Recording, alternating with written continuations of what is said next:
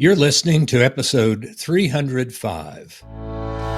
Welcome to Transforming Missions Podcast, providing you with insights and resources you need to lead a movement of Jesus followers. Happy New Year, Sarah. Happy New Year, Tim. 2024. How are we here already? So we're starting the year off on a bit of a different note, but not so much. We're exploring the use of AI, artificial intelligence, in ministry. And you might be surprised by the ways that you're already using AI in your daily life.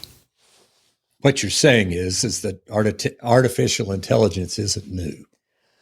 No, it's not new, and it's not going away.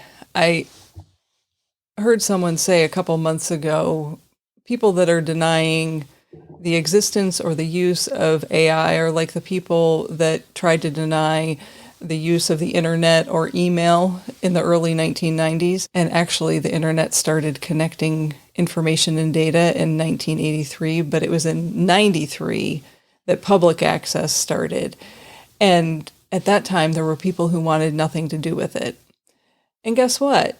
We're all carrying around little computers in our pockets and bags and purses today that we call cell phones, and most of us wouldn't live without them.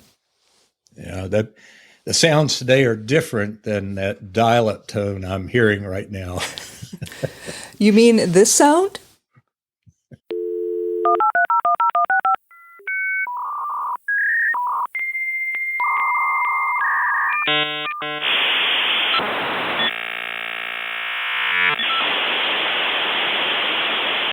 Yeah, that's it. So if you've heard that sound once, you do not need to hear it again. But for those of you listening who never enjoyed those days, you're welcome. You now have heard it too. So, Sarah, we're having this conversation because there's actually a shift happening, and it's impacting everyone, including the church. Correct. I've said it once, and I'll probably say it multiple times in this conversation. AI is not going away. So we want to have this conversation to help alleviate some fears and address some fears and give you a few ideas of how you can use AI or are already using AI in your daily life and in ministry. Yeah, I'm just thinking in terms of, let me get it in there, my 50 years of ministry. The internet didn't go away. AI is not going away. And it's becoming more and more part of not only what we do, but even who we are. So I think the question for me is how can we use it ethically and in helpful ways in ministry? And that's probably true for every piece of technology that we ever touch and every tool that we ever touch. Yeah, I think that's a really helpful way to frame it. So maybe where we need to start, and we've had this conversation, maybe we need to start with the definition of what AI is. Sure. AI is artificial intelligence, and simply put, it's a machine that acts like a human. As much as a machine can act like a human. So here we are in science fiction. And what I've heard over the even recent months is that some people really get nervous at this point. And at first glance, this is now generationally speaking, it sounds like the Jetsons have arrived or you're watching and experiencing a bad sci-fi movie. But the reality is it's around us and it's already being used.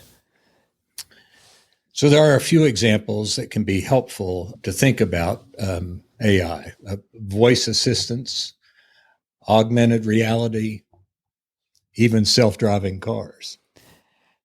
Yeah, and let's break those down just a little bit.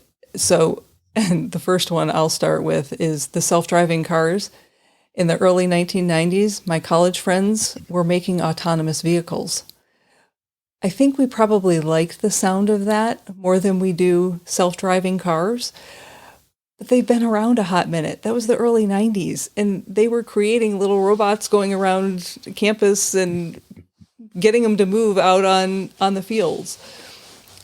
And related to that, another example of AI is that some of us may even own cars that parallel park on their own. And my car knows, and I don't know if this is so much AI as it just is technology, my car stays within the lines. Like it knows if I cross a line and I don't have my turn indicator on, it veers back into the lane. It probably is AI because it's machine learning. How does it know what the lines are? So all of that to say, AI is not new. Now, you mentioned voice assistant, Tim, and you might be thinking, I don't have a voice assistant. Well, if you have an iPhone, you've had Siri on your iPhone since 2010. That's a voice assistant. If you got GPS. Right. And you might have a voice assistant that comes from Great Britain as well as someplace else in the world. Right. So just to walk down memory lane a little bit, I remember with Siri when it first came out, voice prompts were not good. And I would be in my car and I was living in Cincinnati at the time, and I would be driving down the interstate and I would be saying, call mom, call mom, call mom. And by the time it finally understood what I was saying, I was screaming, call mom. And, it's just not a good thing to be screaming, call mom, and then have a conversation with your mother. And it would never call the right person. It would always pick up a random person and start calling someone in my address book. It's gotten better. I don't use Siri that much, but it's gotten better. Well, even with the iPhone, if you do the voice texting, you got to be careful that when you finish, if you don't click it off, if there's a radio playing with somebody talking, it begins to pick up the conversation on the radio. Right. So it's a wonderful, AI is a wonderful invention, but you got to use it responsibly. And I guess the point is what we're talking about now. Artificial intelligence is not new. Right. I hope that just knowing that those things are there, whether you use it or not, I think in recent months, the anxiety around AI, what I have witnessed, has gone up, but we've been using it. It's been around us for decades, and we just haven't called it AI. We've called it names, Siri and Alexa, because that's what we do with AI. So the ways that we're able to do and use AI are going to continue to emerge and evolve. So today on this podcast, we want to talk about what AI is and address a few of the concerns that we've heard. And then next week, we want to explore a number of ways you can use ChatGPT to help you be more effective, efficient in ministry. So, Sarah, let's start with how we're already using artificial intelligence and maybe not know it. Yeah, so we've already acknowledged this, but let me say it again. The simplest example, I've already offered it, but I'm going to say it again, is if you have Siri on your phone, Alexa in your house, or anything like it, you're using AI. That's a voice assistant that simply translates your voice to text, and then it performs a search, and then it translates that text back to a voice response. Now it's doing all of that very quickly, so we don't know that that's what's happening in the background, but that's what's happening, and it relies on machine learning to be able to do that. Machine learning, and so what is machine learning? So, and by no means am I an expert on this, but when I started hearing more concerns about AI, I started to dive into, okay, so what is AI really? And what I learned was that this thing that we call machine learning studies different data models that learn from the data. So it's usually large data sets, and here are a few examples that you've likely experienced. It will study a data set to detect anomalies. It will study a data set to predict the future. It will study a data set to recommend products. So if you've ever had your bank send you a text that there was unusual activity on your account, whether it was a credit card or your bank account, that's machine learning. It identified an anomaly in your account. I've had this happen most often when I've purchased something from a company in, let's say, England or someplace in Europe. It's going, wait, no, she's not in Europe. she lives in Columbus, Ohio, and there's something being purchased in another part of the world. Did you really make this purchase? Or if you usually make, $25 or $50 purchases, and then all of a sudden there's a series of $1,000 purchases, it might again say, well, what are you doing? What's going on? Here's another anomaly that it could detect. And I don't know if church software is doing this yet. It might be. So if it is, and you're using this, you can let us know that, yes, it's already happening. Or tell me, Sarah, you're crazy.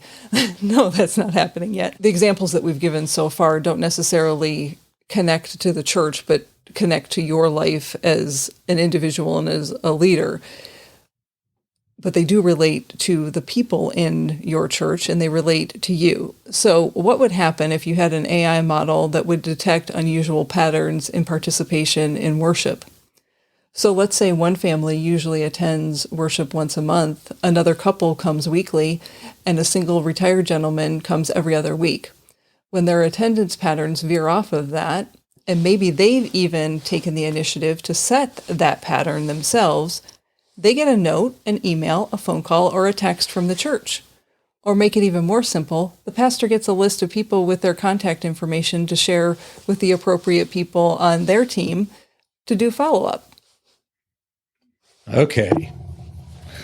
Let's say the pastor has this list. They don't have to call everyone on the list. That's where the discernment comes in. Correct. And if we can say that word once and underscore it 1,000,000 times, we will have made our point about anything around technology, but especially around AI. AI isn't going to do your work for you. At least not yet. And I say that under my breath, because that's the part that, if I'm honest, kind of scares me. You still have to look through the list and see a name and say, oh, wait, Mary had knee surgery and she told us that she was going to be out for a month. I talked with her last week. She's doing well. You might then pass that name on to a care ministry who sends cards, but not send them anything about not showing up in worship.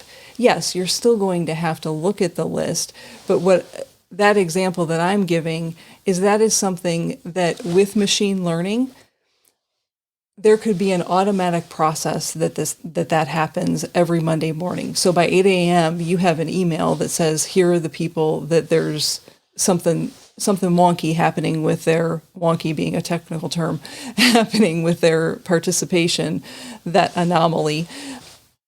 And as a way to care for people and follow up and make sure that people are staying connected.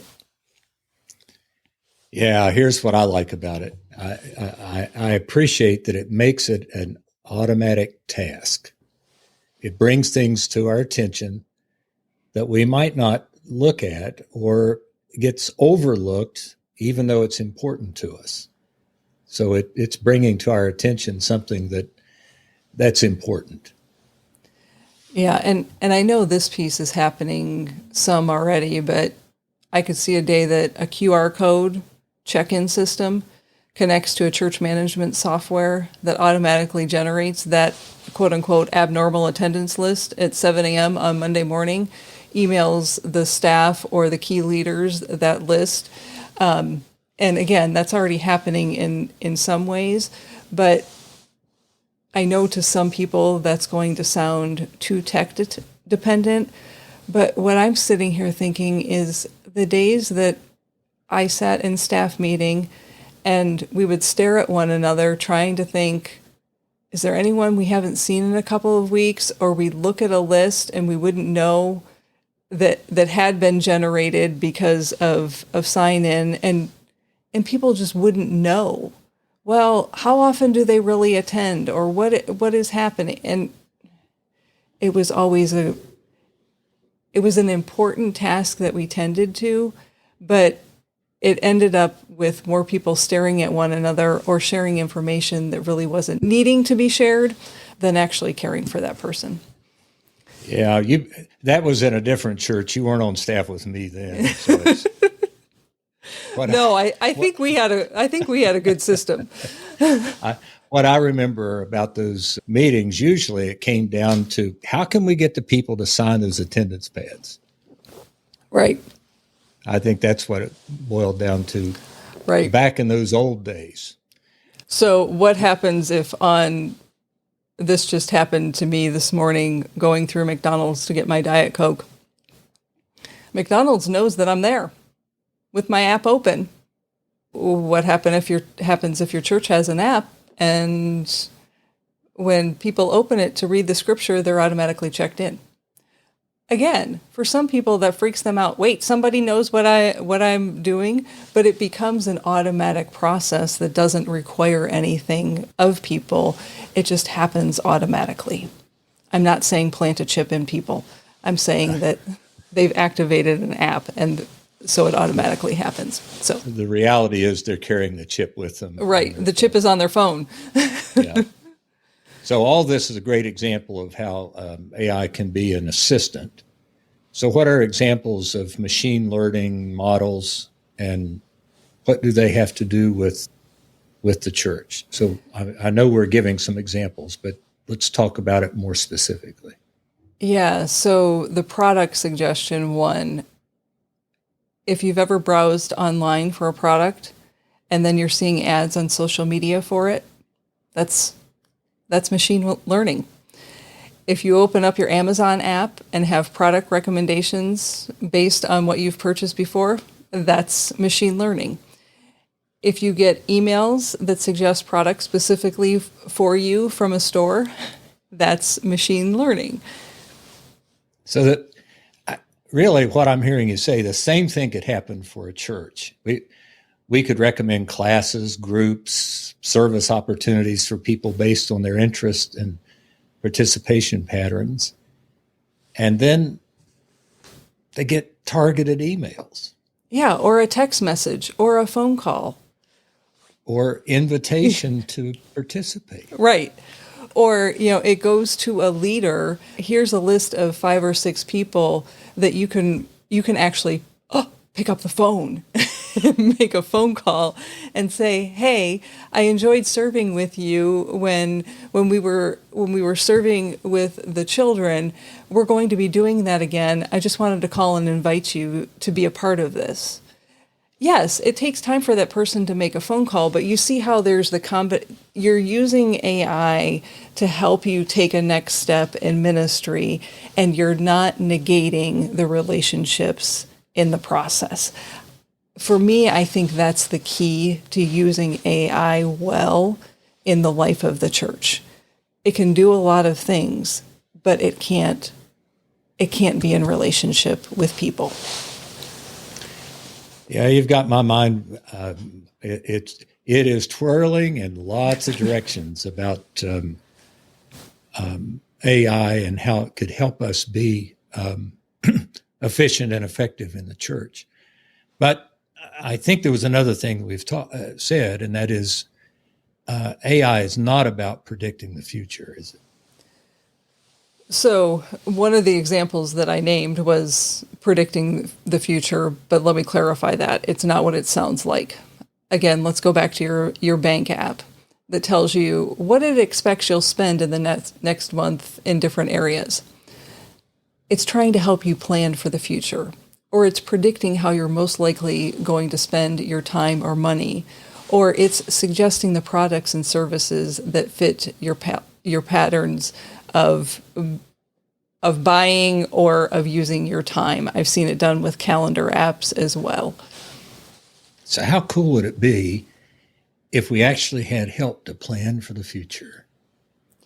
That's what I'm hearing you say, and it's coming at the wrong time in my career.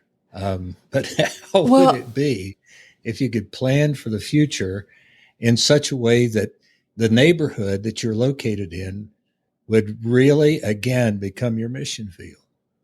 Yeah, and think about, let's go back to the church management software, and I know some of them do this already, of, who are people in that community that then you make targeted connections with based on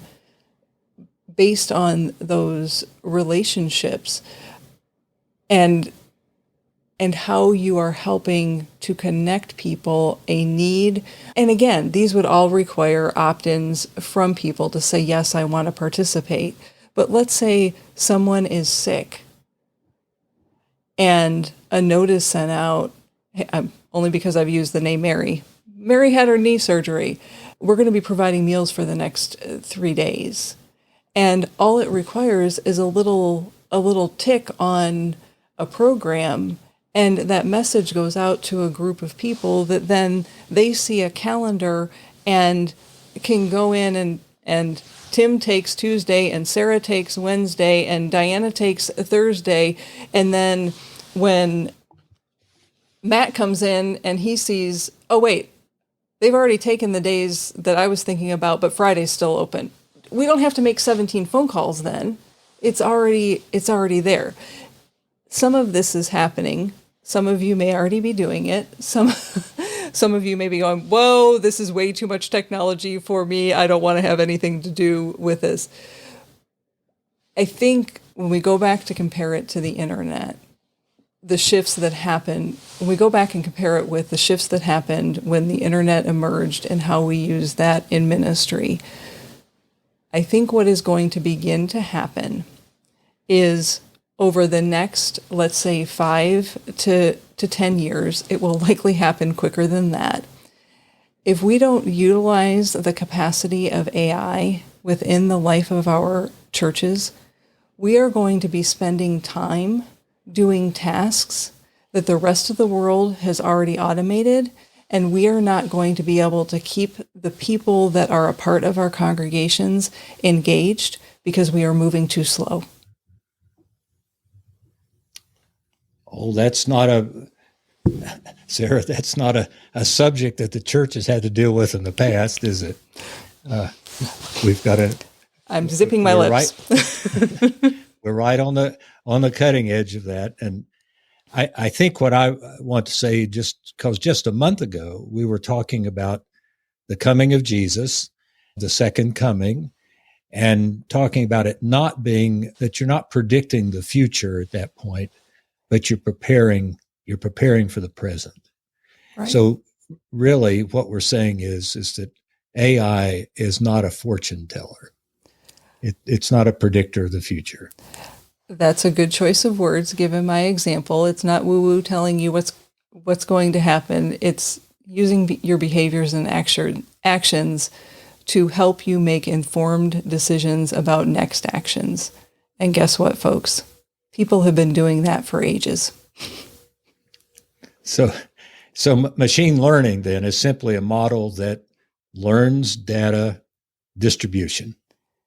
In my understanding, yes. Is there anything else that sets the foundation for using AI in ministry? There's a lot of different directions that we could go. So let me simply say this. You may have heard the term deep learning, which again sounds kind of woo-woo, sounds kind of sci-fi. All deep learning is they're complex models that learn data distribution. So instead of a simple Siri translating voice to text and then back from text to voice, it is a more complicated set of data, a more complex set of data. And it's a term that people who are trained in mathematics and statistics in the computer science field use. And this may be the part that brings tension to some of us. And that is, AI may not be something we can control, but it doesn't mean it's going to control us. Correct. It's when we talk about artificial intelligence, we're exploring the world of machine learning. Is that a way to say it? That's a wonderful way to say it. And think about all of the machines that we all have that already learn. I mean, your coffee pot, for goodness sakes. You likely press a button and it knows whether you have the 6, 8, or 10 ounce cup underneath it. Yeah, there's an element in that of machine learning. And Yeah, so there are other.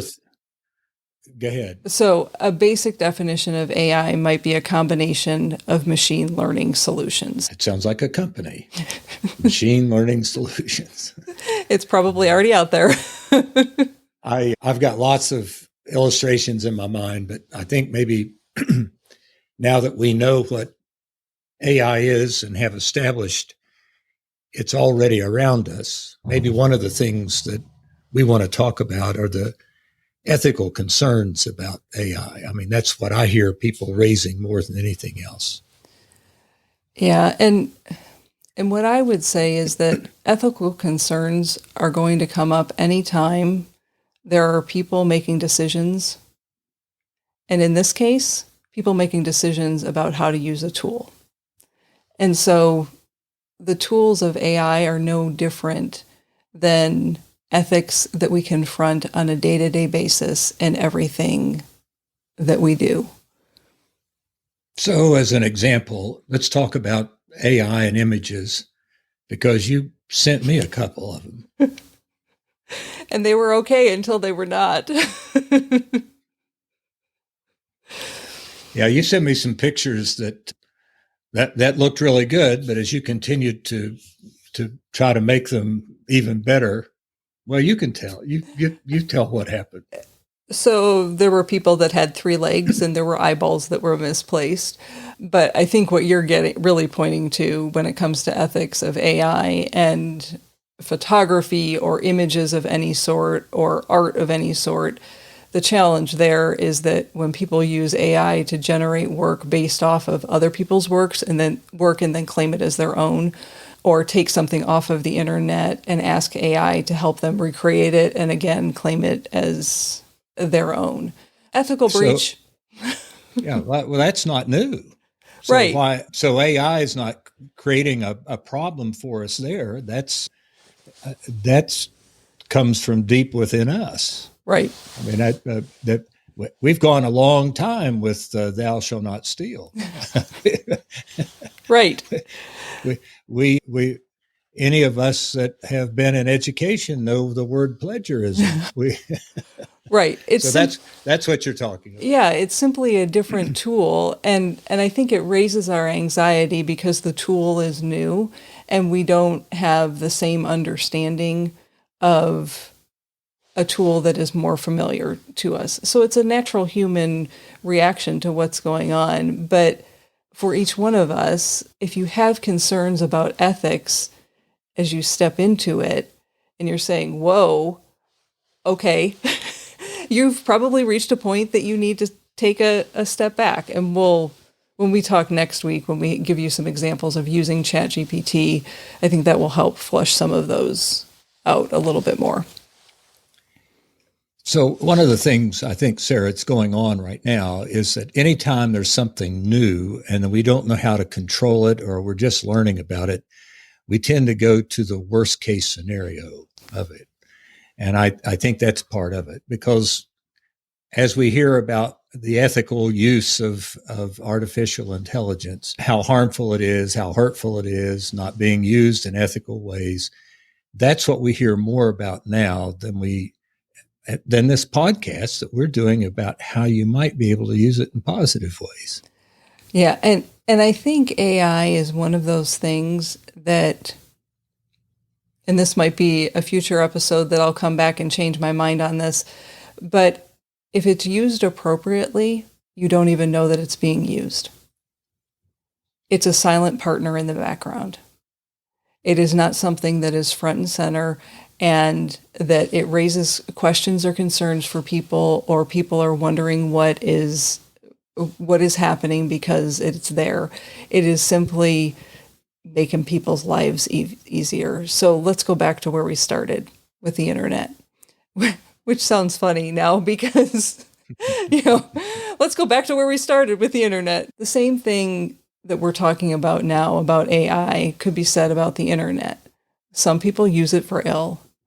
Should that stop us from using the internet? Some people may say, yes, it should stop us from using the internet. I say no, because when it can be used in helpful ways, to me, that's a question of ethics. How are you ethically using the tool that is before you? And if you're not already using technology in ethical ways, yeah, there are reasons to be concerned. So yes, I think any concerns are reasons to think about the ethics behind it, to explore, to research, and to seek to understand what it is and how it can or should not be used. Let me just point out, Tim and I are recording this episode from 2 different locations. He's in one location, I'm in another location, through the power of the internet.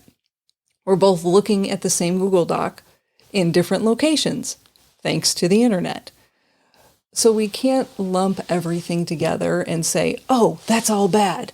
There are so many nuances in our world, and maybe that's part of what we need to help people to do in the life of the church, is to see those nuances, especially in the places that we haven't taken the time to do our own research, to have our own conversations, to learn about things ourselves. And that applies to AI and everything that we do in our lives and in our ministries. Yeah, Sarah, I'm reminded that some of the technology, which would have been artificial intelligence, we were forced to use during the pandemic. We wouldn't, and maybe if we'd not had the pandemic, we may not still be using it. But it's become an effective use for ministry. So I'm just saying that we've been using it for a long time. And for many of us, it's good and helpful. But with everything, you use it within the bounds of, I'm going to say, in the bounds of how it best helps us relate to one another. It's not that big, not that different from caring and loving for one another. It's just another way of having us relate to one another. Yeah. So, Sarah, you're the one that told me to try Chat GPT. And I wasn't hesitant about it. I was just surprised that when I could ask it a question, what it gave back to me. And I think you helped me find ways to even use it to my advantage, because I think this is what we'll talk about. But what I first experienced with Chat GPT is that if I'm vague in my question, I get a vague answer. Right. And we'll talk about that more on the next episode. But I used it first because you encouraged me to do it, and I became fascinated, and I probably used it a little more than I should have to begin with, just to find out what I could say and do and learn. Well, but that's how we learn new tools, is you have to play with it and test it and see what happens. And maybe you stepped into it sooner than I thought you did, but I think I might have encouraged you a couple times to use it before you actually did. GPT, and frame it like this, and maybe it'll help you. And you're right. That got me to that place. Okay. Can we talk about my cousin Bias, one of my cousins by the name of Bias, and discrimination when it comes to artificial intelligence? We are starting 2024 off right with a biased opinion. So where's the rim shot? Well, let's just take a moment to talk about bias, discrimination, prejudice. You might be thinking, if a computer's studying a set of data, you might want to know what the data set is. And that is one of the concerns of AI systems. It has the potential to amplify societal bias based on biased training models. So the question goes back to, are we, society, investing in unbiased algorithms and diverse training sets? And how do we know if we are or if we're not? So the layers of AI are just really never ending, right? Correct. So what about the concern about privacy and data protection? That's all part of our world now. It seems like there is a data breach every month or more. So I'm not a cybersecurity or the equivalent in the AI world expert, but I would say yes, those are always going to be concerns in an increasingly tech-driven world. There are more opportunities for data breaches with more data. There's more opportunity for tech to go wrong when there's more tech being used, when there are more data sets being accessed. So we need to be smart and not give AI personal information like bank account numbers or social security numbers or personally identifiable information. It's about you controlling the information and protecting the data that is most important to you. So I've got one more question. Will AI make us less intelligent? And I have a question back to you on that one. Does the internet make us less intelligent? Well, I'm going to have to say no, because I'm not as smart as my granddaughter. But we've all experienced, we have all likely had interactions that people, quote unquote, found something on the internet and haven't stopped to think about it. So, well, you know everything on the internet's true. Oh, Lord have mercy. See, you've driven me to call on Jesus. So how I would frame that is, if you over rely on anything, there's a problem. So some people would suggest over reliance on AI systems may lead to a loss of creativity, critical thinking skills, and human intuition. So I've been using ChatGPT specifically for 3 or 4 months, and I found it to be a help to me, and it's helped me to be more thoughtful, to provide clarity in my communication, and to be more attentive to my gut reactions. Now that's 3 to 4 months in. If I continue to use it and I get lazy, what would happen? I would go down a different path. So finding the balance of using discernment is going to be an essential part of using any tool. Overuse is overuse, regardless of what tool you're talking about. Too much Diet Coke is going to make me sick. I'm just using that example because it's sitting in front of me and it's a big cup of Diet Coke. Too much computer use can lead to eye strain. Too much typing can lead to carpal tunnel. Too much social media can lead to disconnection and not connection. You get the point. Yes. So like many other things, and man, I've got a lot I want to say, but I'll just do this. Like many other things, the phrase everything in moderation is a good reminder here. Yes, it is. Are there other things we need to explore with this episode? I was just going to ask you the same thing. Well, maybe just a reminder for our listeners that this week we wanted to explore a little about what AI, artificial intelligence, is. And next week we're going to give ways you can actually use ChatGPT in ministry. And I think most of our examples for next week are focused on helping you be more efficient. So is there anything you'd like to end this episode with? Sarah, I could double this episode with 2 thoughts, but I'll do this. I'm wondering what it was like when John Wesley was coming on the scene. And there's a part of what I learned in Methodist history was that Wesley used everything at his disposal to find ways to communicate the gospel. Some people called it plundering the Egyptians. There's a chapter in a book called Plundering the Egyptians that talked about how Wesley used Catholic theology and how he used the tunes of the bars and how he used other things, all to communicate the gospel.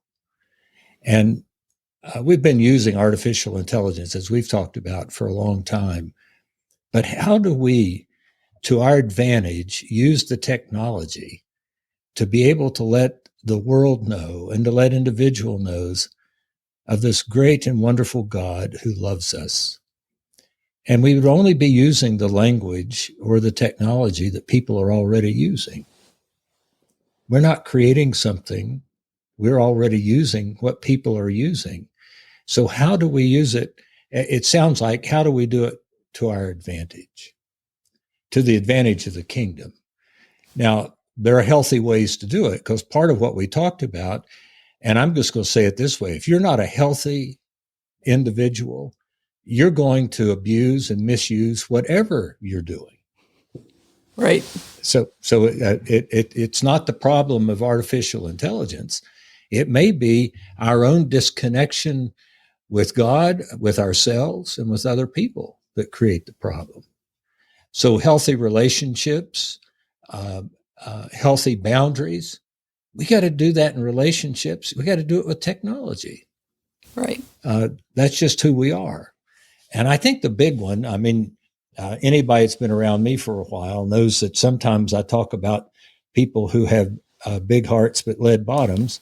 That's a crazy way of talking about laziness. And sometimes we use technology not to our advantage to be more efficient or effective, but because we just don't want to do the work we need to do. Right. And I think next week when we come to Chat GPT, we'll find out that, well, one of the questions we talked about here, is it going to make us less intelligent? Actually, it makes us sharper. But you got to work at it. Right. I mean, you just can't take what it spits out at you and say, well, this is it. Right. You got to then weigh it against what you already know. And if we're talking about scripture and we're talking about relating people to the love of God, we're also talking about a machine giving us back data. Right. And you don't have relationships with machines. Right. You have relationships with people. So all that's to say, there's nothing in this that separates us from the love of God we know in Jesus Christ. And it actually helps us find ways, using what is already there in our Wesleyan tradition, to relate to people and let them know how much they're loved and cared for in community, but especially with us and our relationship care for one another. I think maybe that's what I would add if I were going to add anything. Yeah. And when you said the piece about Wesley using all means possible to communicate the gospel, I think part of maybe this is simply the distance of time speaking, that there weren't as many ways for him. And so he could literally use all the means possible. If we try to use all the means possible, we would be exhausted. The only reason I'm saying that is I think that's one of the ethical challenges that we face when it comes to the discernment of which piece of the puzzle are you going, and what part of the playground are you going to play in. That is part of the discernment that you will need to use. What is going to be most effective for your local context and for the people that you are trying to reach? I wasn't hearing you say exhaust yourself. That was me thinking about, go back to Wesley's time. He wasn't carrying around a cell phone that everybody could contact him at any time of the day. I mean, that basic communication was very different. We use who God's created us to be to figure out what we can use the best in communicating the gospel. You nailed it. So thank you. This is a longer episode than we normally do, but we hope that it explored not only what is AI, but some of the ethical concerns and gave you some examples to be able to take a deep breath and go, oh, wait, I am already using this. I have already used AI. And next week, we're going to explore a few ways that you might use one specific tool to help you be more efficient. As a reminder, you can find show notes for episode 305 at transformmission.org/podcast. And remember, who you are is how you lead. Bye for now.